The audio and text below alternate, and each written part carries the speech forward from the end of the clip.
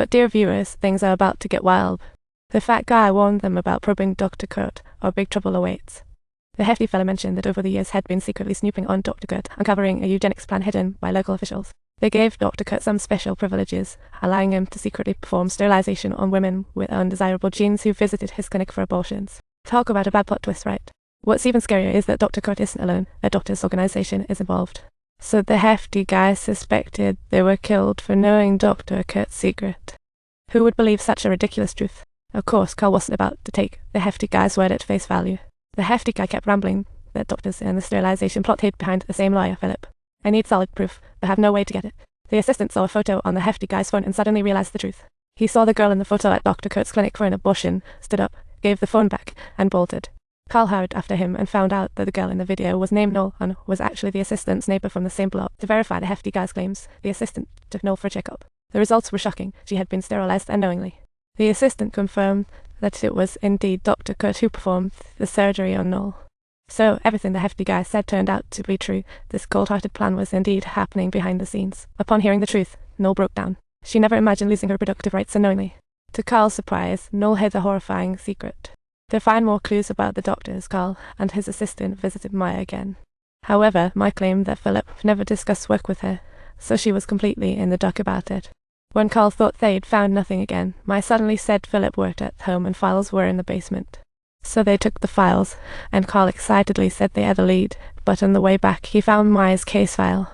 Just then, a motorcycle zoomed by and hurled a Molotov cocktail at their vehicle while a hitman started closing in. In a moment of desperation, Carl snatched the assistant's gun and surprisingly shot the masked hitman in the arm.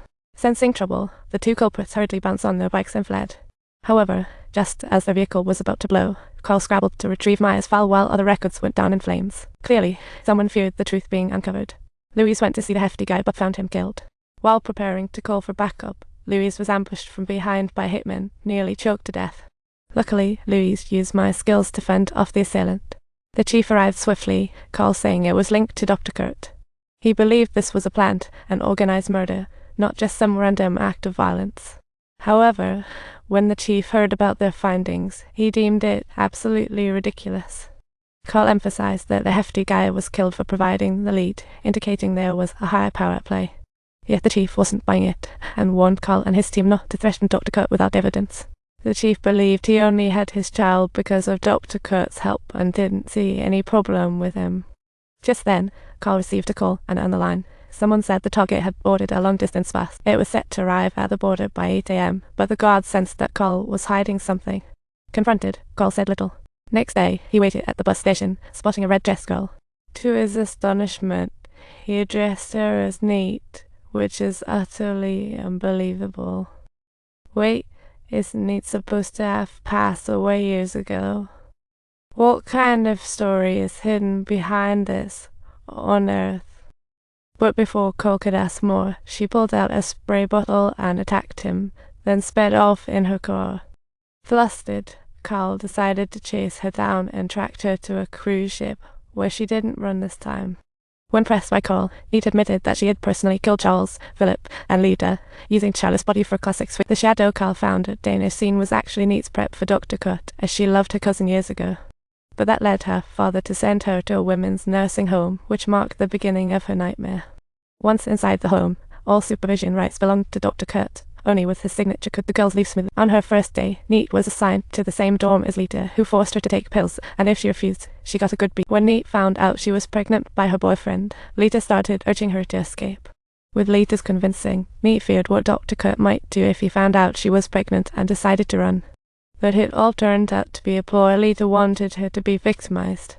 Poor naive Neat had her child brutally taken from her once Dr. Kurt found out about her pregnancy. Neat also faced violations from Dr. Kurt, while Charles, the nurse, abused the girls, leaving little chance for risk. Years later, the government shut down the notorious women's home, allowing people to return, but the pain remained etched. After being released, Neat rekindled her romance with her boyfriend, but they split due to her infertility. All of this was because of Dr. Kurt's actions, and after the breakup, hate consumed Neat's life. She vowed to take revenge on those who ruined her life. It took her over a decade to seek revenge, yet Carl remained puzzled wasn't Dr. Kurt the one who deserved to die. If you enjoyed this story, like and subscribe for more amazing content.